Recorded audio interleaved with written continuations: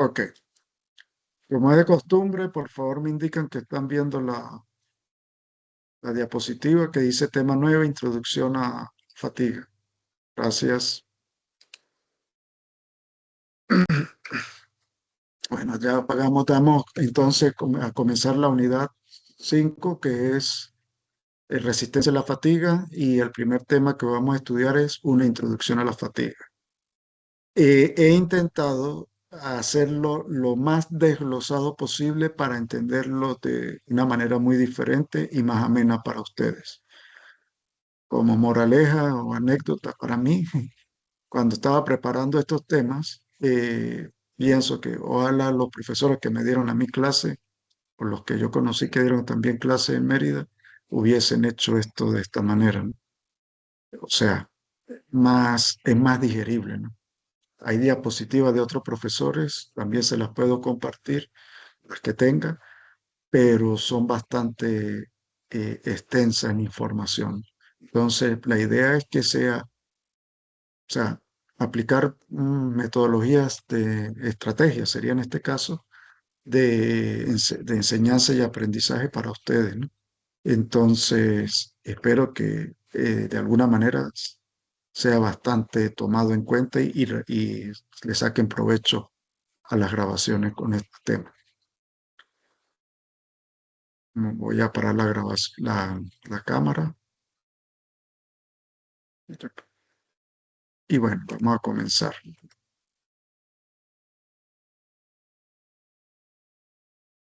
Vamos a conversar de qué es la fatiga, por qué es importante la fatiga en el diseño de máquinas, cómo ocurre la falla por fatiga, cuál es el origen físico del problema.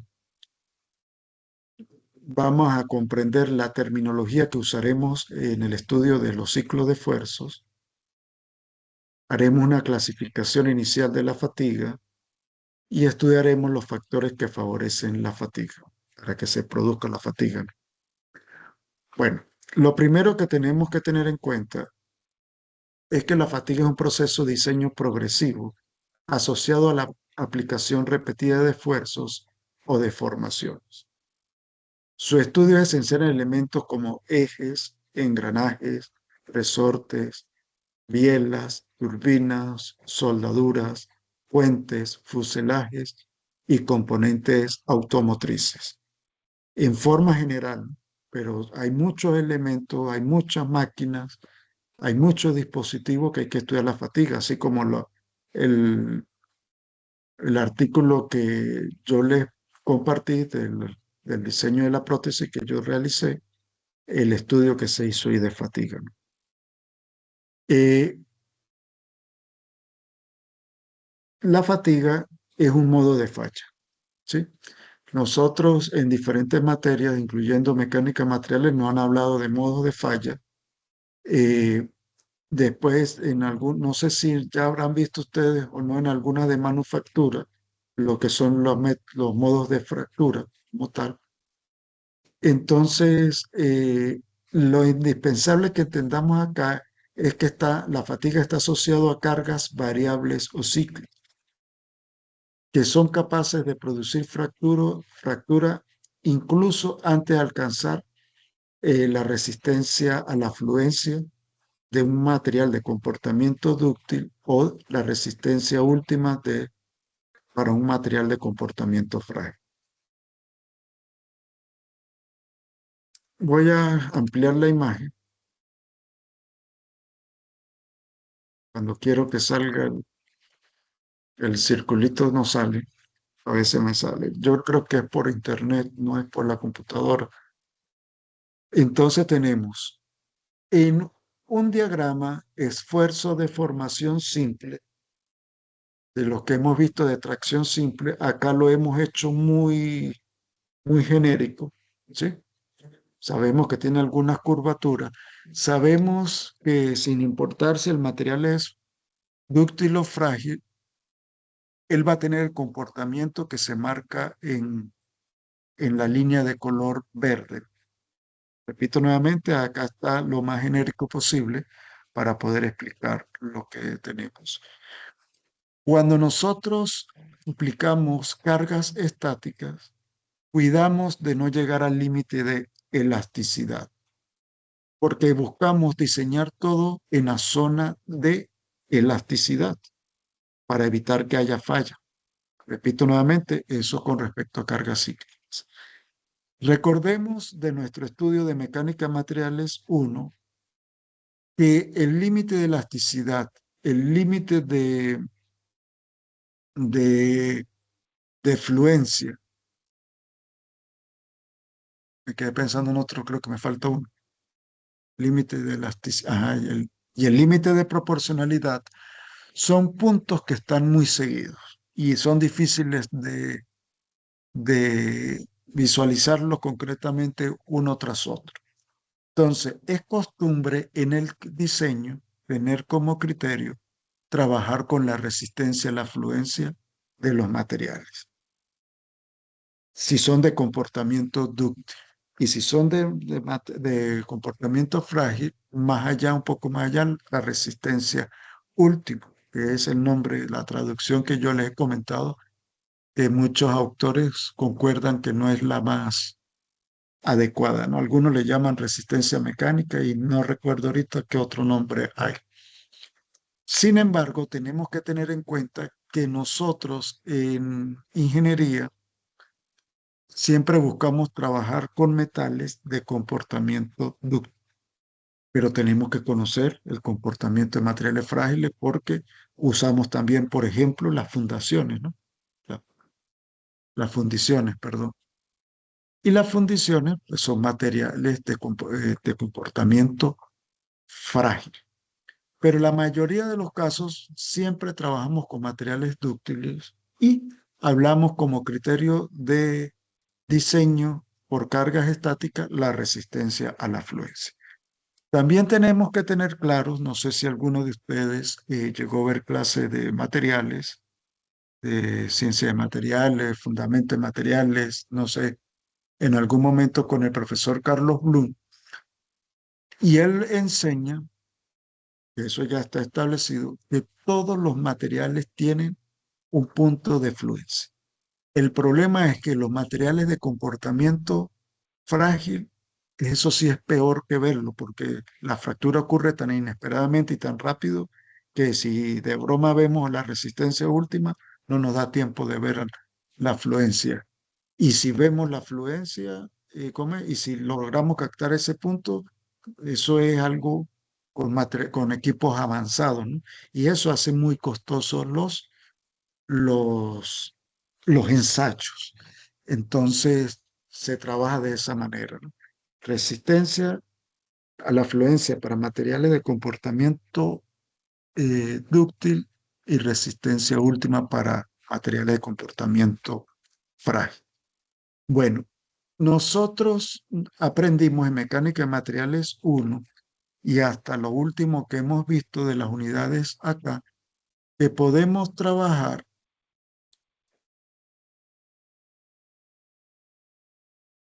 eh, considerando cargas estáticas antes de ese límite de elasticidad o de la resistencia a la fluencia, pero vamos a hacerlo más teórico, el límite de elasticidad, para que la estructura o el elemento estructural o componente de máquina no falle. Eso tenemos que tenerlo en cuenta, ¿sí?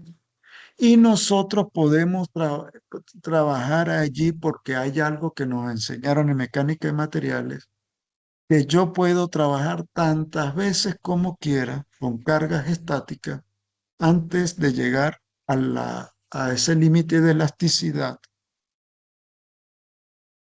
siempre y cuando deje descansar el elemento estructural o componente de máquina un determinado tiempo, ¿no? Para que recupere sus propiedades, el material recupere sus propiedades normales, ¿no? O sea, es una cosa sorprendente y buena que suceda.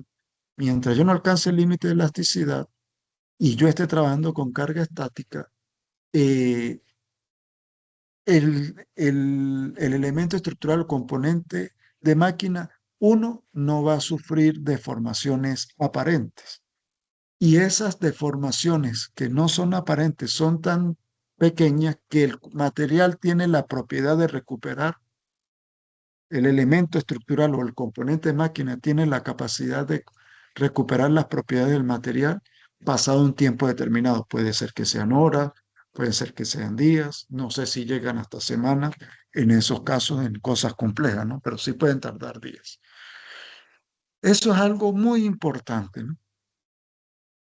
Pero que entonces yo puedo, si, estando en la zona de elasticidad, cargar y descargar sin ningún problema lo que hay allí, siempre y cuando esa carga y esa descarga tenga un periodo de tiempo prolongado para que recupere las condiciones. Pero, ¿qué sucede si yo, vamos a estudiar dos casos? El primer caso es que yo cargue más allá del límite de elasticidad. O sea, si intento llegar a la resistencia a la fluencia, ya iba a haber un desplazamiento localizado que puede llevar a una deformación y comienza el proceso de restricción. ¿Sí? Y ya de ahí para atrás no puedo regresar para recuperar las propiedades eh, originales. ¿Por qué? Porque cuando comienza ese proceso de deformación, eso es ahí mismo. Recuerden que la fluencia ocurre sin carga aplicada, simplemente el material comienza a sufrir deslizamiento de sus átomos en su estructura cristalina. Entonces, de ahí no tarda nada en comenzar lo que se llama endurecimiento por deformación. Eso significa alteración de todas las propiedades. O sea, con que yo ya comience a estar en toda la resistencia a la fluencia, y recuerden que para muchos materiales es fácil verlo, pero para otros no, esa resistencia a fluencia tiene punto superior y punto inferior. Entonces, eso significa que las propiedades cambian, yo no puedo volver a la zona de elasticidad y eh, estamos como si fuese ante la presencia de un nuevo material porque estamos en la zona de plasticidad, que es lo que estudian en manufactura a través del conformado de materiales o el mecanizado o otro tipo de técnicas, para la parte de soldadura y otras partes. Todo lo que ustedes ven en tecnología mecánica es en zona de plasticidad. Y a nosotros en el diseño no nos conviene llegar allí, pero tenemos que saber qué es lo que sucede en esa zona de plasticidad. Y en esa zona de plasticidad no necesariamente llegamos a una ruptura. Vamos a poner, por ejemplo, una silla de patas que tenga todos los tubos metálicos para darle la forma y mantenga esa forma. Trabajamos en la zona de plasticidad, ¿no? Pero no hay ruptura, sino que se mantiene allí y van a tener ciertas propiedades. Bueno, si yo paso el límite de, de elasticidad y estoy cargando, vamos a suponer que llego a este punto donde está el láser y se me ocurre descargar, esa descarga idealmente es, ocurre de una manera paralela a la zona de lineal, ¿sí? Donde está la proporcionalidad para descargar, ¿sí? Pero no puedo volver a cargar directamente para obtener las mismas propiedades. Y eso ya queda fuera del estudio de mecánica de materiales, ¿no? Porque esas cargas, si yo llego a estar acá sin que haya ruptura, esas cargas, si yo vuelvo a cargar, esta línea que está en color verde en la parte superior ya se altera. Y ahí existen otros métodos y otras cosas que estudiar. Entonces, o sea, en pocas palabras, vamos a suponer que agarramos la pata de la silla que está doblada, o sea, el marco de la silla que ya está doblado, y vuelvo a cargarlo con otra forma para darle, ¿no?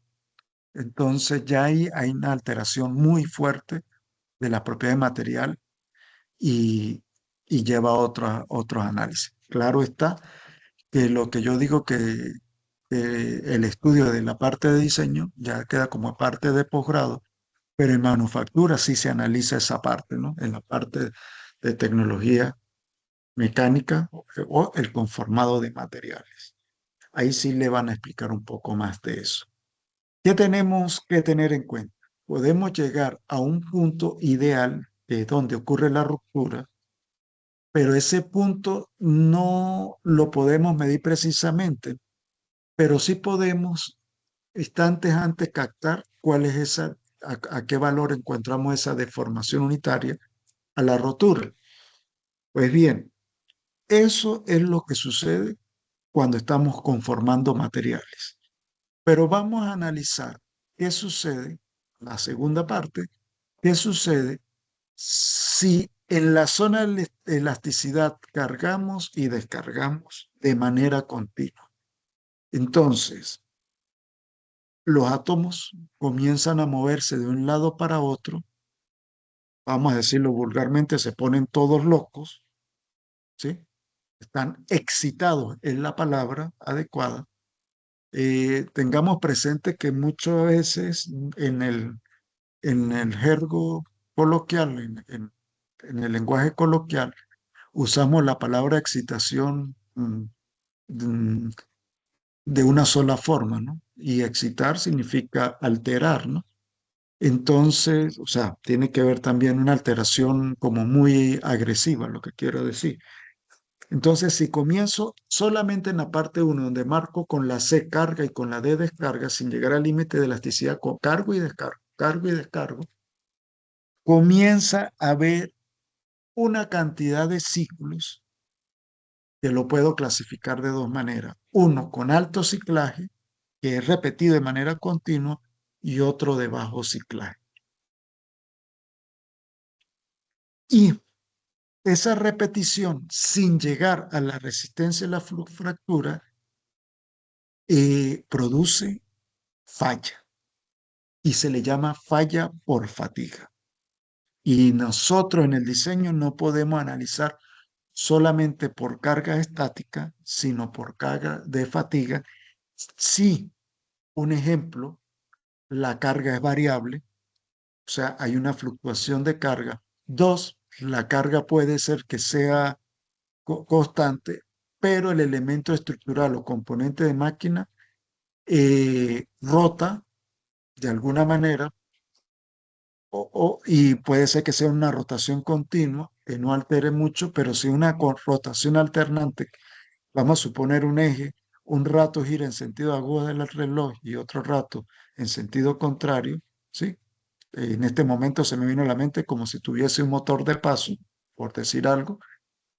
Entonces, la fatiga estará presente en esa parte. Ay, perdón. En formación de alto nivel en ingeniería, la fatiga se enseña como parte de los mecanismos que determinan la integridad estructural y el diseño contra falla.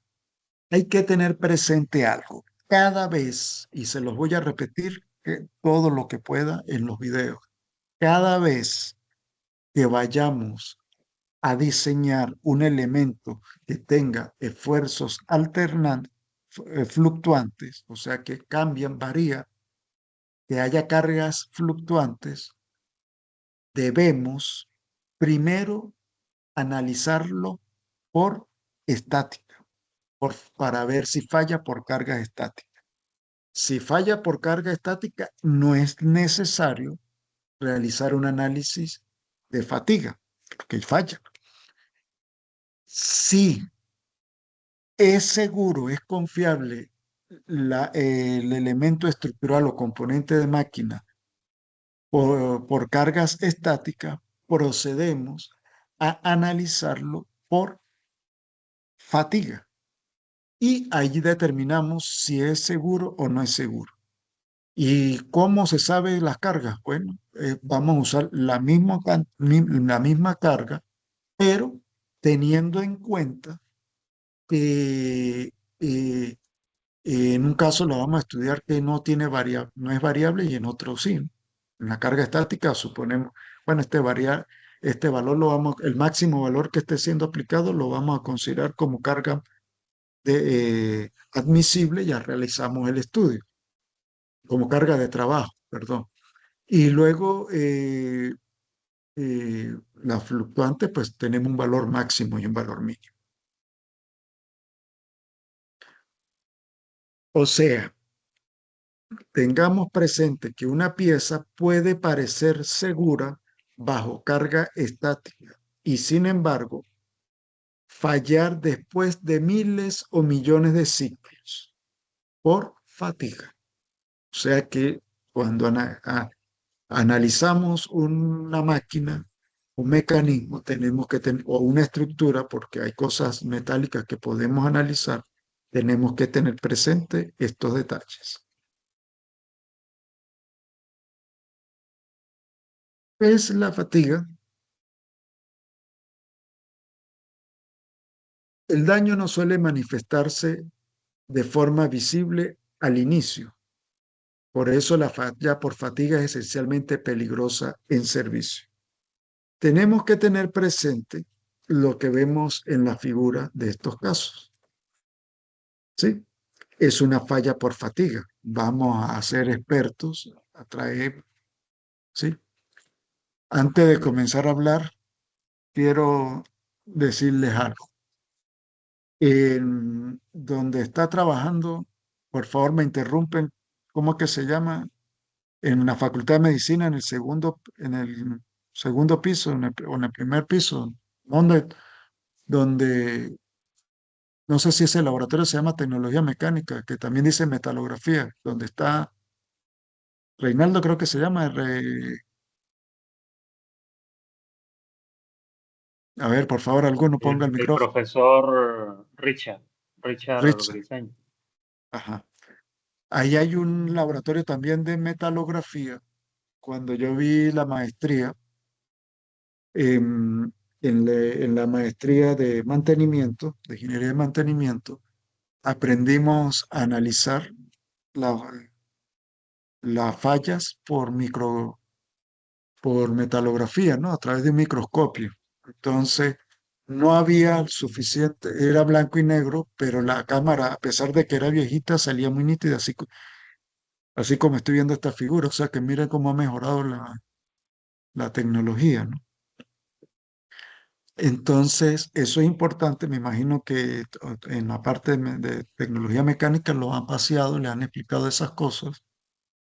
Y podemos ver la entalla, ¿no? Fíjese que hay eh, como unas ondas. Después lo vamos a visualizar mejor y eso es característico de una falla por fatiga en este eje.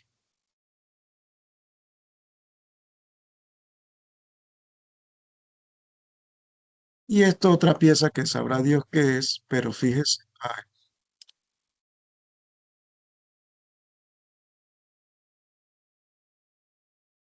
lo que me interesa, ¿no? Falló por fatiga, mire cómo es la grieta y está presente, ¿no?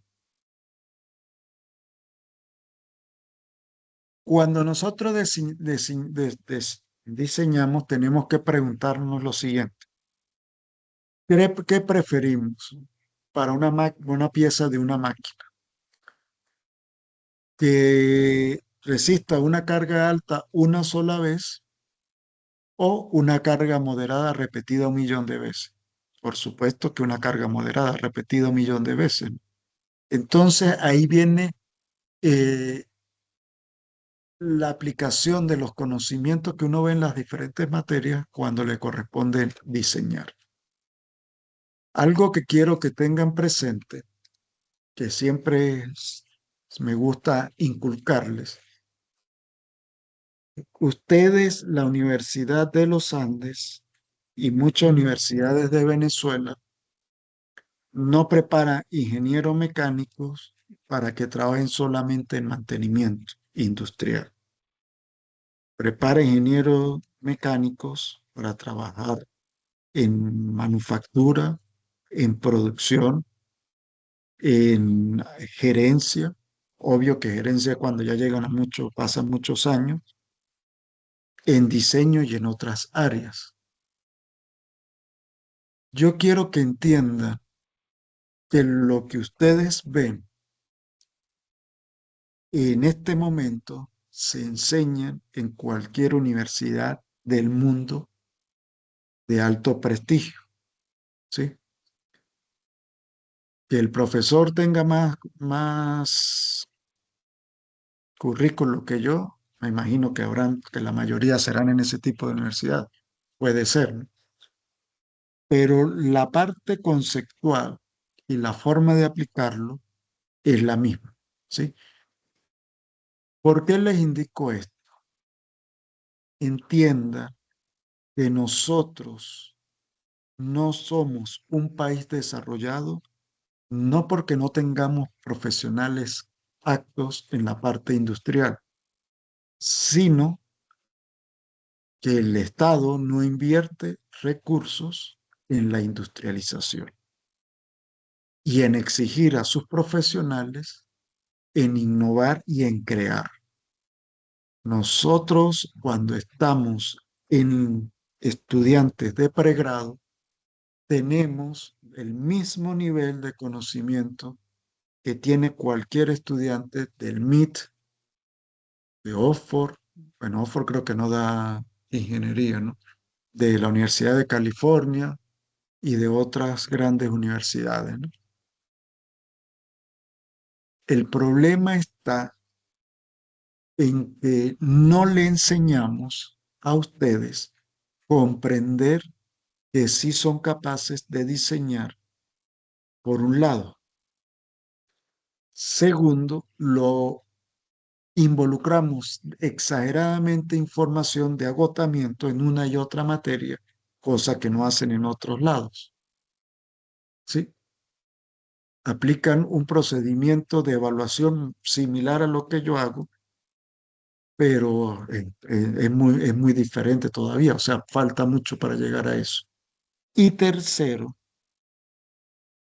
el estudiante de ingeniería que entra a una universidad en un país desarrollado tiene algo importante.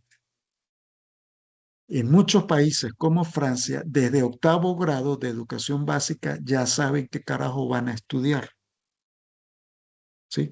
Si va a estudiar medicina, si va a estudiar ingeniería, si no sirve para estudiar, qué tiene que ponerse a hacer para ganarse la vida y los ayuda, si no tiene actitudes para el estudio, a, a, a que tenga una profesión laboral que sea propia, así sea limpiar zapatos, arreglar zapatos, pero que le va a dar todo en la vida, ¿no?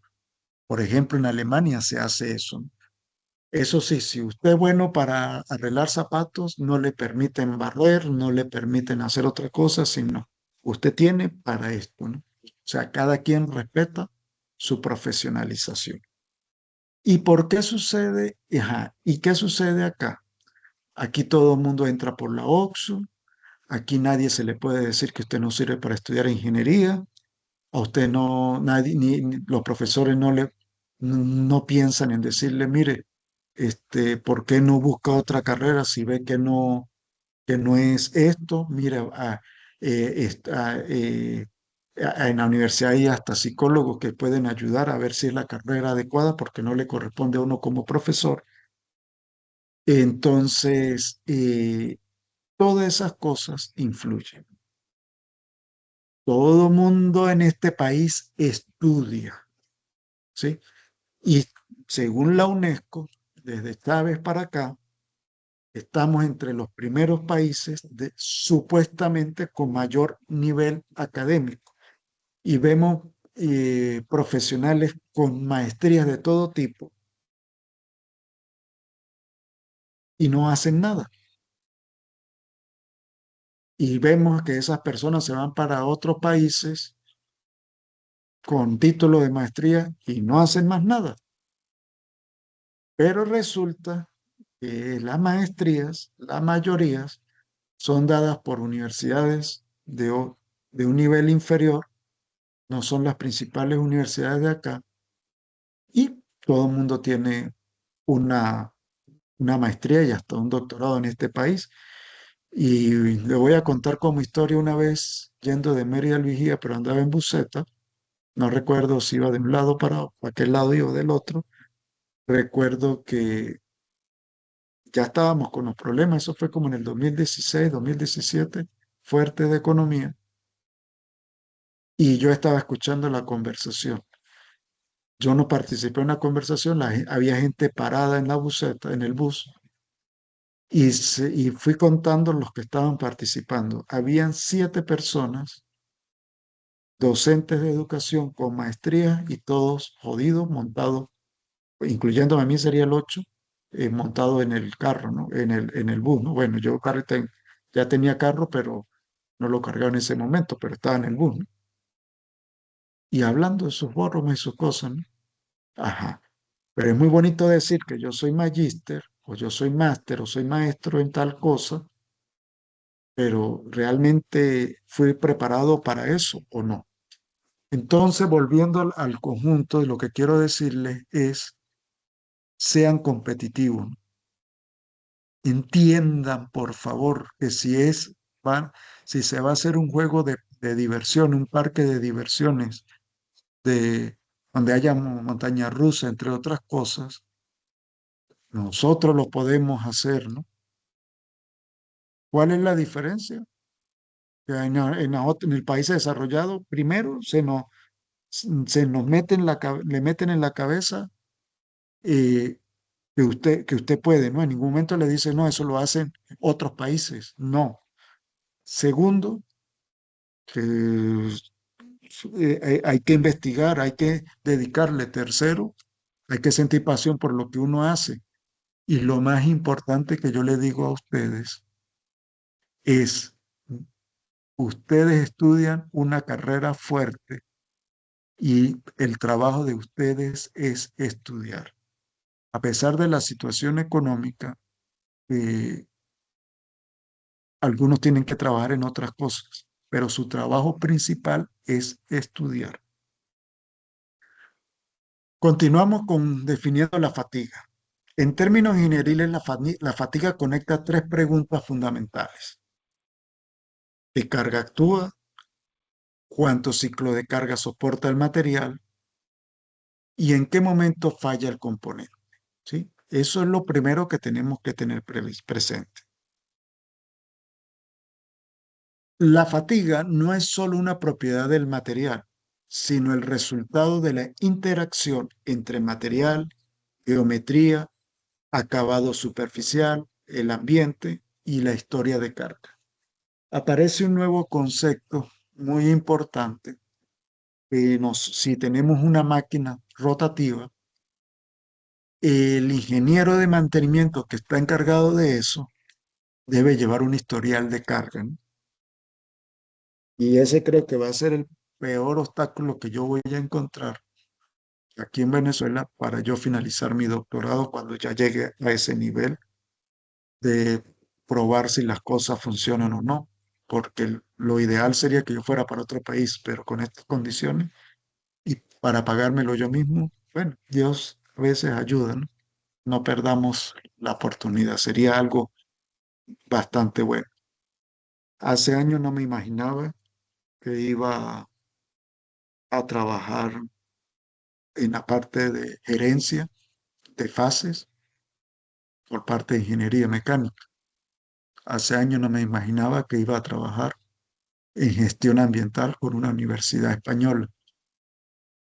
Hace años no me imaginaba que iba a conocer tanta gente de tantos países y que ya por lo menos es bonito cuando alguien le dice a uno, profe, de otro país, estaba investigando tal cosa y por casualidad encontré un artículo suyo.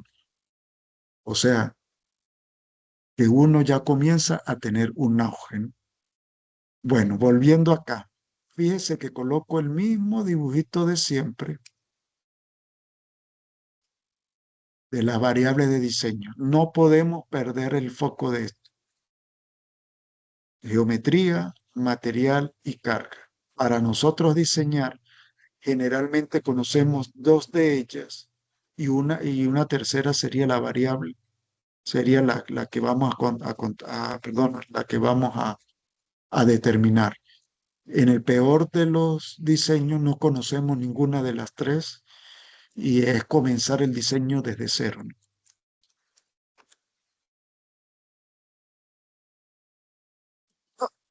Importancia de la fatiga en el diseño de máquinas.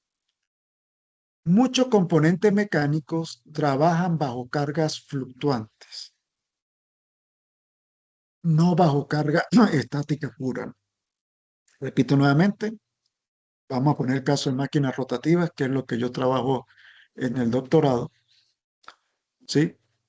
Estoy trabajando, ya, para repasar el nombre para que ustedes sepan, mantenimiento, uy, se me fue el nombre, mantenimiento predictivo de máquinas rotativas asistido por inteligencia artificial, de tal manera que se trabaja de manera remota en tiempo real. Pongamos en cuenta importancia de la fatiga en el diseño de máquinas. La fatiga condiciona el diseño de piezas rotativas, uniones, elementos de transmisión y estructuras sometidas a vibración, ¿sí? Y en eso es lo que yo me enfoco en el doctorado, en vibraciones. Con la experiencia del profesor Francisco León, que su doctorado tiene que ver con vibraciones mecánicas. El diseño a fatiga busca evitar fallas repentinas y mejorar la seguridad, confiabilidad y vida útil de los sistemas mecánicos, ¿sí? O sea, tenemos que estar previstos de todo, tanto de carga estática como cíclicas. Y hay otra, y ustedes están terminando el trabajo la otra semana, ¿no? Las cargas de impacto. El estudio de la resistencia a la fatiga, junto con la mecánica de la fractura, permite comprender los modos de falla para la predicción de vida y prevención de fallas. Tenemos que tener presente eh, algo que yo le he comentado. Creo que me interesa hacérselo en,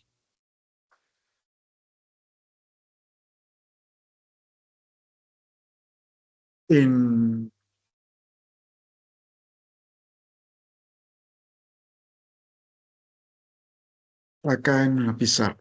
Cuando yo estudio una falla,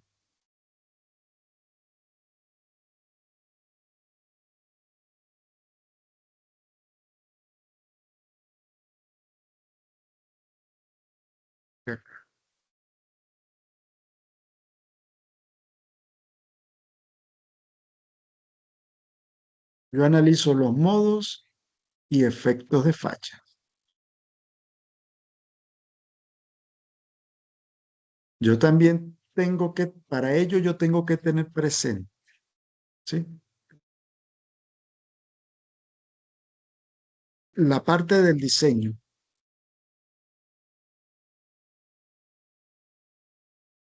o estructural, mecánico estructural, en eso tenemos que tener en cuenta conceptos como la teoría de elasticidad, conocer sobre la mecánica de la fractura,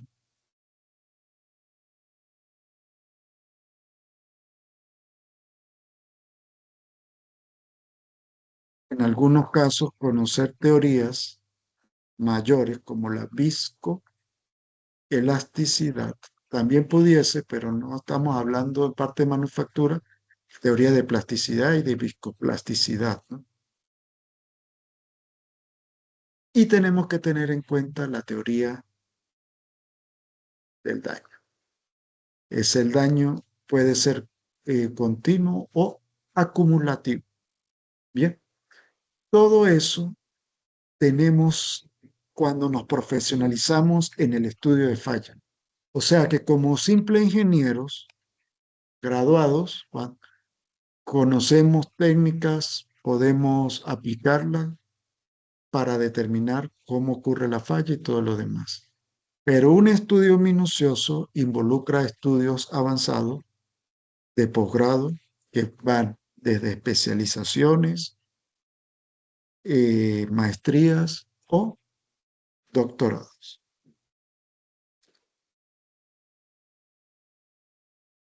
Tenemos que tener presente que a pesar de que los materiales que generalmente trabajamos en ingeniería son de comportamiento dúctil y la resistencia de la afluencia es el indicativo de si falla o no falla y que lo podemos observar como una falla localizada sin que se altere el funcionamiento en algunos casos, eso solamente se presenta por carga estática. Si hay cargas fluctuantes, repetitivas, la fatiga no siempre avisa, porque se acumula daño lentamente en esa zona localizada. Ya no es simplemente algo, una concentración de esfuerzo, sino hay daño y suele aparecer como una fractura súbita, con tal como aparece por materiales de comportamiento frágil en la zona de, perdón, en en la zona de elasticidad. Algunos ejemplos donde nosotros debemos analizar fatiga es en el árbol de transmisión, en los resortes de suspensión, en los ejes de motores, en los álabes de turbinas, en las juntas soldadas sometidas a vibraciones, entre otras muchas cosas más, ¿no? Pero quise poner esto porque yo siempre explico en mecánica de materiales, espero que ustedes ya lo sepan todos. Hay una diferencia entre árbol y eje, ¿no?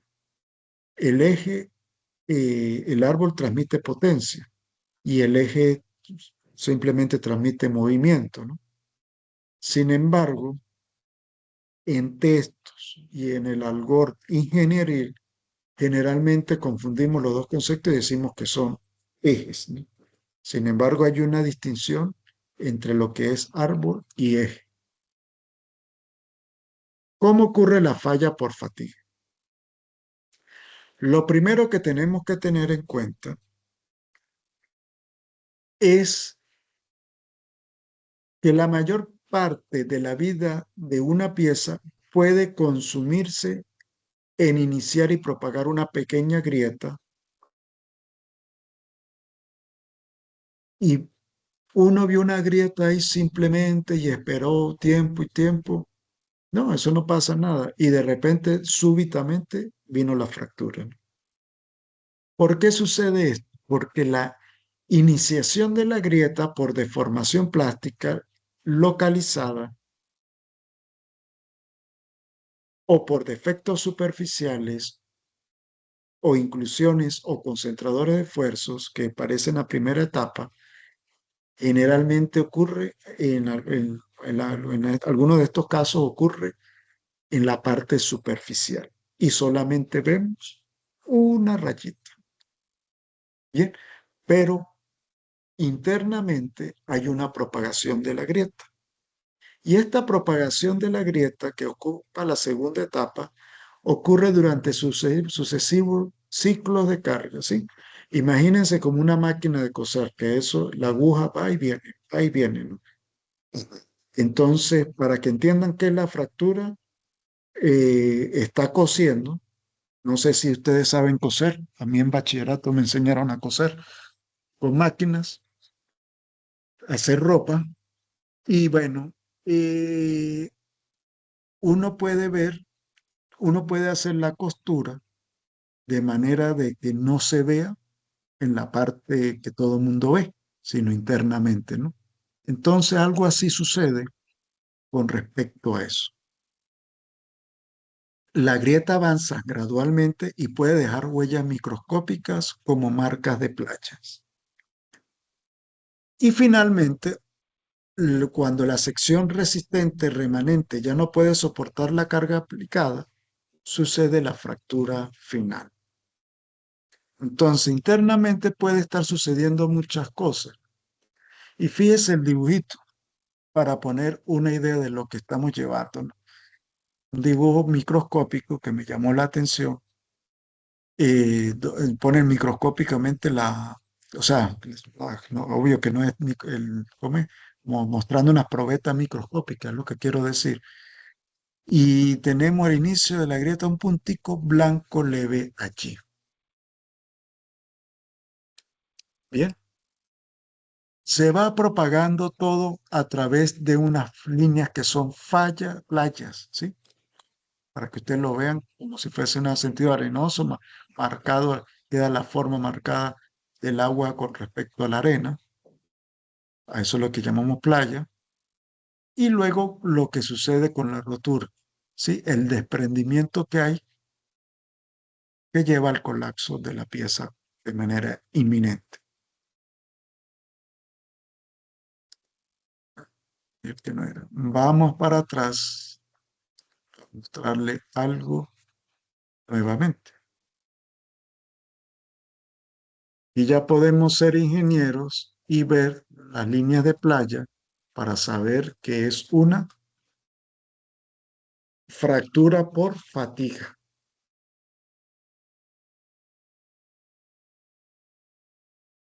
Bien, continuamos.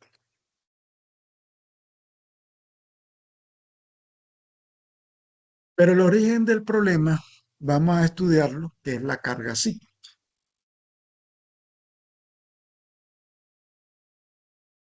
La fatiga aparece cuando un material está sometido a variaciones repetidas de esfuerzo o de formación en el tiempo. Y eso es lo que llamamos cargas variables, ¿sí? Y se transmite por medio de ondas, como aparece acá en el gráfico, ¿sí? Una manera de estudiarlo fácilmente, y por eso es que en cálculo nos meten mucho funciones sinuidales y funciones de coseno, es la manera de aproximar, de idealizar el modelo de estudio, el modelo matemático de estudio, a una función lo más cercana posible. Y cuando vemos la vida real, vemos solamente, así como las personas en el electrocardiograma o el cardiograma, que, que son picos y cosas extrañas, nosotros tenemos que buscarle la formita a esta de la onda, ¿no? El ciclo puede ser alternante, pulsante, fluctuante o variable, según la evolución temporal de la carga. O sea que ahora vamos a profundizar un poco más y entendemos que las cargas cíclicas pueden ser pulsantes, ¿sí? Con pulso, y esos pulsantes generalmente llevan a un impacto. Pueden ser alternantes, va de un valor máximo a un valor mínimo, fluctúa también de un máximo a un mínimo, pero de manera diferente, o variable, ¿sí? Puede estar sometido, vamos a suponer, una silla en un salón y vamos a suponer que en la institución dan clases mañana, tarde y noche. Entonces llegó Cuchilla y se sentó un día, llegó Jesús, se sentó a las 2 horas, después llegó un gordo de 180 kilos, se sentó, luego vino otra persona de 60 kilos y se sentó, luego viene otro de 200 kilos y se sentó, y en la noche una muchacha de 40 kilos llegó y se sentó y fue la que sufrió el accidente, ¿no? ¿Por qué? Porque hubo variabilidad de carga y muy drástica en el tiempo, a pesar de que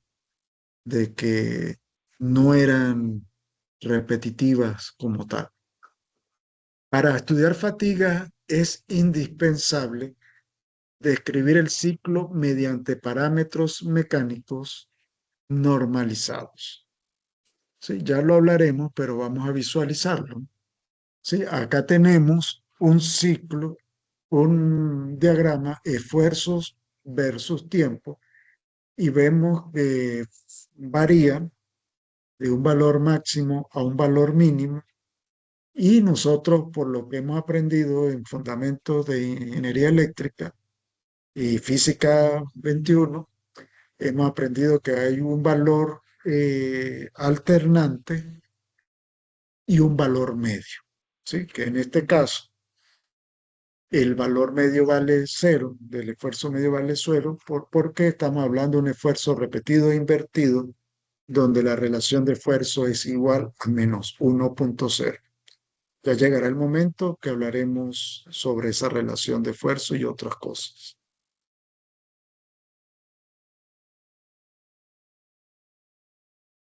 Como les decía, vamos a comprender cuáles son los términos que debemos comprender en el ciclo de esfuerzos. Bien, primero tenemos un esfuerzo máximo que sería sigma max, sigma sum max. Existe un esfuerzo mínimo, ahí está la abreviación. Hay un rango de esfuerzos entre máximo menos mínimo, que es la diferencia. El esfuerzo medio es un valor promedio que se calcula sumando el máximo y el mínimo y dividiéndolo entre ellos dos. Existe un esfuerzo alternante o amplitud de esfuerzo que es similar al esfuerzo medio, pero en vez de sumar, se resta en el numerador los valores. Existe una razón de esfuerzos que se puede definir, como lo dije en la diapositiva anterior, como R, y es la relación entre el esfuerzo mínimo y el esfuerzo máximo, pero también se puede definir a través de, de una relación entre esfuerzo alternante y esfuerzo medio. Bien. Perdón, estoy hundiendo donde no debo cada rato. Vamos a ver el primer caso cuando tenemos un ciclo invertido. Decíamos que el esfuerzo medio vale cero. Observemos el valor de esfuerzo máximo y mínimo en los picos, la amplitud de esfuerzo que hay allí, y tenemos los valores positivos y negativos del esfuerzo y el tiempo es siempre positivo, por supuesto, ¿no?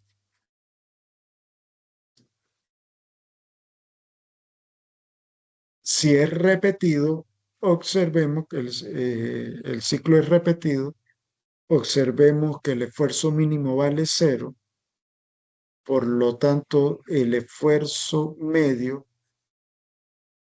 puede que sea igual al esfuerzo alternante, no siempre, ¿no? Por eso se hace la distinción allí, pero puede suceder.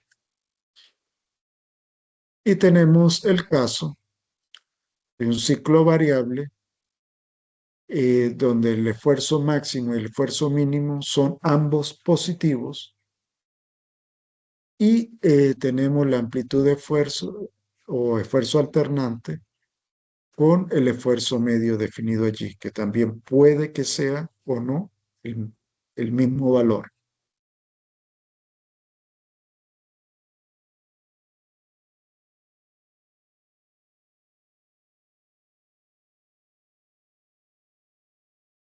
Vamos a clasificar la fatiga. Inicialmente vamos a considerar la fatiga de alto número de ciclos en inglés y es la nomenclatura que se usa normalmente HCF, asociado principalmente a respuesta elástica y vidas elevadas. ¿Sí? Los ciclos son muy altos y lo podemos analizar como respuesta elástica, ¿no? O sea, por la parte, tiene sus cambios, pero tiene que ver más con la parte estática, pero tiene sus variantes. Y la otra sería la fatiga de bajo número de ciclos, que es la que nosotros vamos a analizar en este curso, asociada a deformación plástica apreciable y vidas más cortas. Nosotros vamos a, el libro que más vamos a utilizar esto es el Chigle, ¿no? El diseño de mecánica de Chigle. Ojo, las últimas versiones se llaman diseño en ingeniería mecánica de Chigle. El autor no es Chigle, sino es homenaje a él y son otros autores. Las ediciones viejas de Chile son bastante interesantes de leerla para comprender cosas que a veces obvian las versiones actuales. En las versiones actuales, sin embargo, pues aparece muy bien la información y deben usarla. Se definen tres métodos para analizar la fatiga de bajo número de ciclos, siendo el más conocido y el que más vamos a usar el método de fuerza-vida, a través del diagrama esfuerzo, que lo vamos a llamar S, y vida como número de ciclos. Otros libros que les recomiendo utilizar para esto es el diseño de máquinas de Robert Mott y el diseño de máquina de Robert North. Sin embargo, les repito, eh, como libro texto de referencia, guía, usaremos el de Chile. Mientras mejor la versión sea más actualizada, mejor, ¿no? Para ustedes, más fácil de entender. Pero se van a dar cuenta que las versiones viejas traen bastante información y a veces es útil leerla. Y además debemos tener en cuenta que en el estudio moderno se distinguen dos enfoques generales, ¿sí? Que no, de repente, en los últimos temas que voy a involucrar, hablaremos algo de ello. El de vida total y diseño tolerante al daño. Lo que sí es importante que entiendan es que hoy abrimos la puerta al tema. Más adelante veremos cómo cada enfoque se traduce en métodos de cálculo. ¿Qué factores favorecen la fatiga? Eh, para que o sea, para reformular la pregunta es ¿qué acelera una falla por fatiga? O sea, qué hace que la fatiga se produzca más, la falla por fatiga se presente más rápido, ¿no? Porque mientras haya cargas aplicadas de manera variable, sea cual sea los tipos, eh, va a haber fatiga, ¿sí? Pero para que se ocurra esa falla, ¿qué hace que se acelere ese proceso? Bueno, si el elemento estructural o componente de máquina tiene superficies rugosas o mal acabadas, o sea que el acabado superficial es importante. Segundo, si presentan entallas, agujeros, chaveteros, roscas y cambios bruscos de sección, eso va a originar más rápido la falla donde se encuentra esos elementos o, o cambios de sección, porque no lo puedo involucrar en una sola palabra. Donde existen esfuerzos residuales de tracción, ¿sí? Volvemos a esos esfuerzos residuales, ¿sí? Eh, el ejemplo que a mí me gusta mucho poner, y lo vuelvo a repetir, son los rayos que tiene la rueda de una bicicleta, ¿sí? Hay un preajuste previo cuando se hizo la bicicleta y ahí queda esfuerzos residuales. Y son atracción, por supuesto, ¿sí? Porque la idea es que se mantenga bien distribuido todo el centro de masa y no haya ningún inconveniente allí. Ambientes corrosivos, oxidación y temperatura. Bueno, hablar de oxidación y corrosión van de la mano. Todos sabemos que todos los metales se oxidan y que esos metales, cuando se oxidan, es natural. Eh, en la superficie queda atrapada moléculas de aire y esas moléculas de aire van creando un color o alguna capa que es protectora para que no haya falla. Sin embargo, eh, si hay una grieta allí, comienza a producirse el fenómeno de corrosión. Y yo creo que entre los más fuertes problemas que originan la fatiga es la corrosión. Eso es un daño enorme y fuerte, ¿no? El otro fenómeno que es bastante fuerte es el fenómeno CRIP o termofluencia. Y bueno, dan de la mano también con la parte de la temperatura. Y por el otro lado encontramos en la parte de la estructura cristalina microdefectos, inclusiones y discontinuidad del material en el proceso cuando fue procesado y quedaron defectos allí que a la larga con las cargas aplicadas van a originar la falla por fatiga. Lo que sí hay que tener presente es que la fatiga rara vez depende de una sola causa. Normalmente resulta de la combinación de material más geometría, más proceso de manufactura, más las condiciones de servicio, que es lo que llamamos ambiente en algunas partes.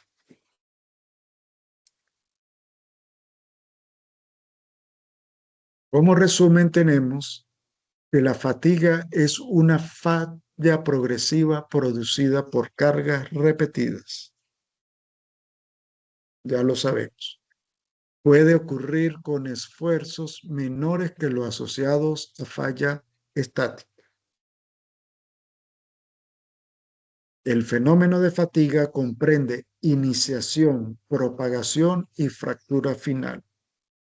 Quiero hacer acá un break para decirles que si en algún momento ustedes llegan a hacer un posgrado en, en, en ingeniería mecánica, pero en mención diseño y manufactura, es muy bonito estudiar esta parte de iniciación, propagación y fractura inicial. No sé si en la parte de materiales se supone que deben verlo, pero es pura matemática, ¿no? Pero es interesante lo que uno ve. Entonces a mí me admiro de eso porque yo digo, con razón, ¿para qué tanto cálculo? Pero el profesor de cálculo uno nunca le decía eso. Entonces, después de preguntarme eso, decían, ¿será que el profesor ni siquiera sabía eso? Entonces comenzaba a ver los perfiles, ¿no? De los profesores. Casi siempre, no, casi nunca eran ingenieros, sino licenciados en matemáticas, matemático puro o cosas así, ¿no? El análisis requiere dominar lenguaje técnicos de los ciclos y ya lo sabemos también.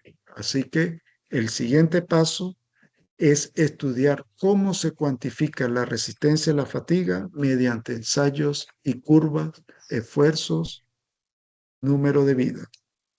Y dentro de un rato lo veremos. Vamos a dar 15 minutos de descanso. Por favor, si alguien tiene preguntas, comentarios, así sea de otra cosa, aproveche ahorita,